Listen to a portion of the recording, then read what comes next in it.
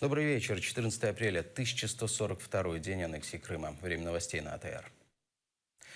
Руслан Зейтулаев потерял сознание во время заседания суда. За 10 дней голодовки он потерял более 6 килограммов. В суд вызвали скорую. Допрашивать по ходатайству защиты экспертов, понятых, участкового и ряд других лиц суд отказался. Зейтулаева обвиняют в организации Севастопольского отделения запрещенной в России организации Хизбут Тахрир. Ранее Северокавказский окружной военный суд приговорил Руслана Зейтулаева к 7 годам лишения свободы. Прокуратура АРК возбудила уголовное производство по фактам незаконных обысков и задержаний крымских татар, которые оккупанты провели 13 апреля в Бахчисарае.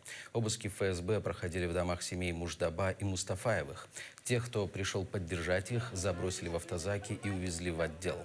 Бахчисарайский оккупационный суд приговорил 6 от 2 до 12 дней ареста в СИЗО, и еще одному выписали административный штраф в 10 тысяч рублей.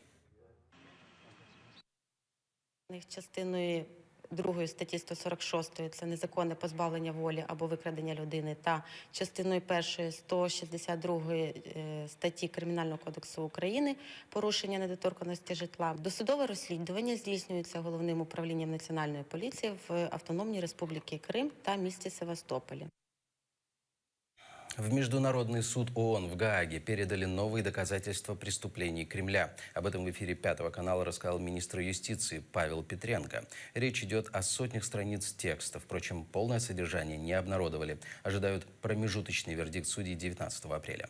Украина 16 января подала иск в Международный суд ООН для привлечения Российской Федерации к ответственности за совершение актов терроризма и дискриминации во время незаконной агрессии против Украины. Це перша справа. Україна проти Росії, справа номер 1.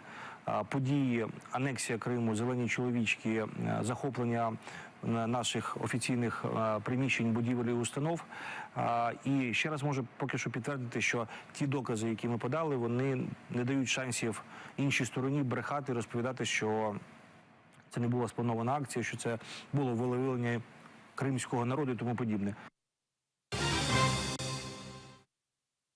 Родственники жертв Беслана радуются решению Европейского суда по правам человека, который обязал российские власти выплатить компенсации бывшим заложникам и членам семей погибших. В Российском министерстве юстиции заявили, что намерены опротестовать это решение. Матери говорят, что компенсации малы. Они хотят, чтобы люди, причастные к операции, были наказаны индивидуально. Удовлетворение моральное мы получили, все радуются, но все-таки все эти годы, 10 лет не прибавили нам здоровья. Очень грустно, что сегодня многих нет среди нас. 12 человек умерли из тех, кто с нами ходили годами по судам. Кто за этим государством стоит? Чиновники, они не понесут ответственности. И что выходит, что юридические ответственности не понесут, но и финансово практически они не понесли ответственности по Беслану. Мы должны радоваться этому. США сбросили на Афганистан мать всех бомб, крупнейший неядерный снаряд, когда-либо примененный в боях. Бомбу GBU-43 длиной 9 метров и весом, почти 10 тонн впервые испытали в 2003 году перед началом военной операции в Ираке. Однако ни разу не использовали. В Вашингтоне заявили, что мишенью удара стали позиции боевиков ИГИЛ недалеко от границы с Пакистаном. О масштабах и результатах бомбардировки пока не сообщается. Горный район, где нанесен удар, почти не заселен. GBU-43 – мощное сверхточное оружие. Нашей целью была система туннелей и пещер, которую боевики исламского государства использовали, чтобы беспрепятственно перемещаться. И это давало им возможность нападать на американских военных советников и афганские силы в этом регионе.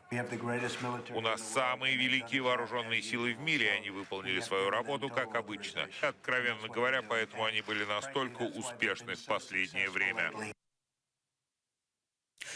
Незначительное преимущество ответа «да» на турецком референдуме. Таковы данные последнего социологического опроса. Чуть более 51% граждан поддержат на референдуме конституционные изменения. Почти 49% нет. В то же время изменить это могут те избиратели, которые пока не определились или еще думают, стоит ли участвовать в голосовании.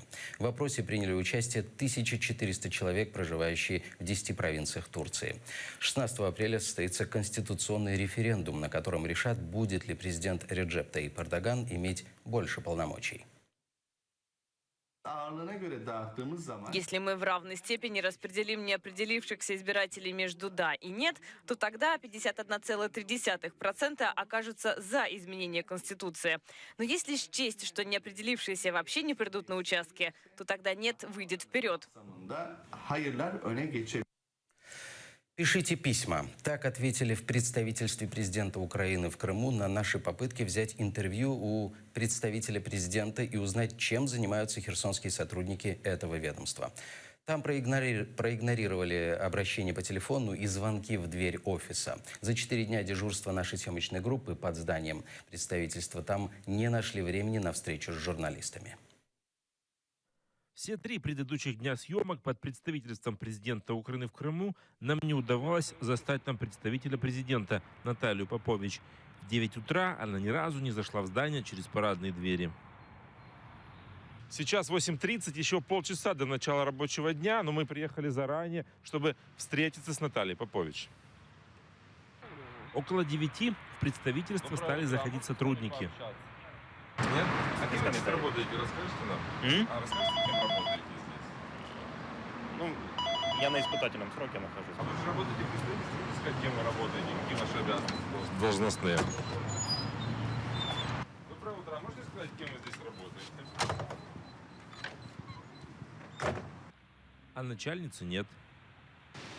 9:05, а Натальи Константиновны мы еще не видели. Зато появился аналитик Сергей. Он уже 3 дня собирает в интернете информацию о нас, готовит журналистское расследование. Сегодня решил сделать фоторепортаж.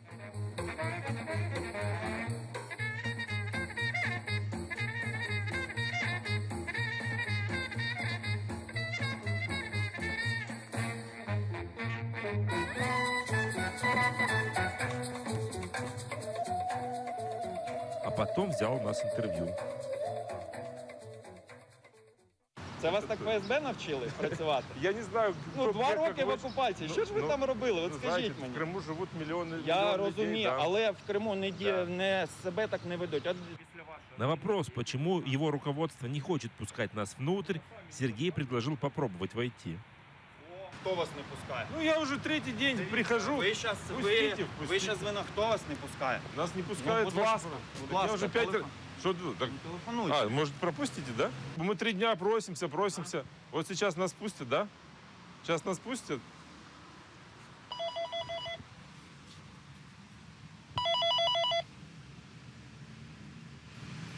Роман Анатолійович, а ще раз скажіть. Здравствуйте, телекомпания ТР. Меня зовут Роман Спиридонов. Мне вот ваш сотрудник Сергей сказал, что вы нас пропустите. Я вот Це брехня. То есть нас пускают, можем пройти? Ні, я вам запропонував зателефонувати. Ну ладно, хорошо. Вот по просьбе Сергея я звоню узнать, можем ли мы встретиться с Натальей Попович. Ожидайте, пожалуйста. Спасибо.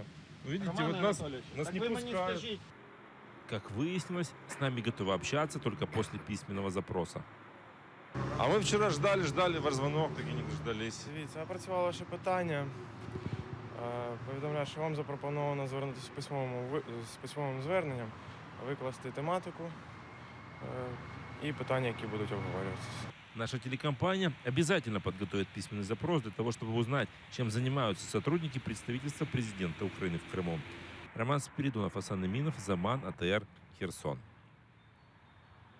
В Киеве открыли антикафе для детей-переселенцев с востока Украины и Крыма. Там можно записаться на учебные курсы, получить психологическую помощь, найти друзей. Подробности в материале Лидии Полянской.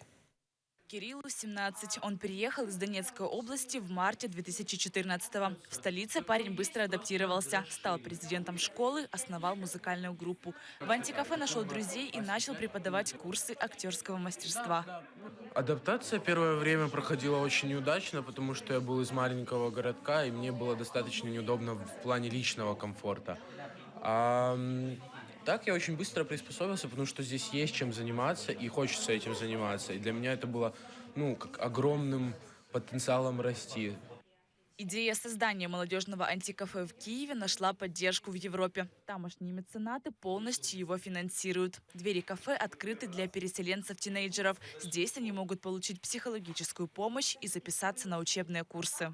City Club – вільний простір для підлітків з Донеччини, Луганщини та Криму, а також всіх бажаючих тут побувати і відпочити. Купа різних активностей, починаючи від англійської мови і закінчуючи проєктним менеджментом, а також центр, де кожна дитина може отримати соціально-психологічну підтримку і вирішити свої питання якісь. Тобто, якщо є якісь проблеми, вона може звернутися, ми можемо допомогти. Антикафе работает в Киеве 2 месяца. Здесь уже есть свои лидеры, которые преподают и помогают младшим адаптироваться в новом месте. Мы можем просто здесь общаться с друзьями, либо тут есть кружки разные, вроде психологов, общение с психологами, либо театральное мастерство, киноклубы, менеджмент. Тут много чего интересного, и если есть желание, то можно этим всем заниматься. А если нет, то можно спокойно отдыхать. Заведение в Киеве работает ежедневно. Такие же центры планируют открыть во всех областях Украины. Лидия Полянская, Эльдар Тарахташ, Заман, АТР. Мостик к Крыму. Так о себе говорит молодая крымчанка Наиле Ибраимова. Соединяет полуостров и материковую Украину с помощью музыки. Она певица, участница конкурса «Голос краины».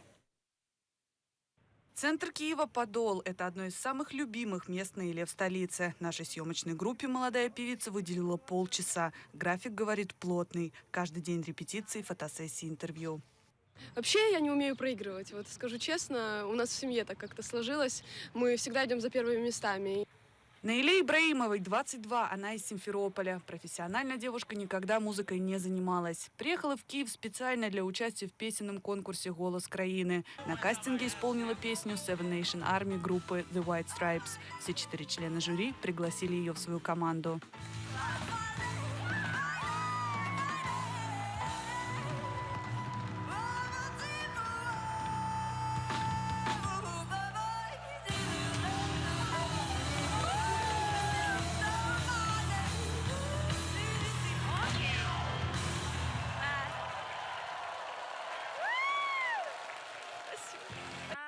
Тренером Наиле стала ее соотечественница Джамала. О своей наставнице девушка говорит требовательно и справедливо.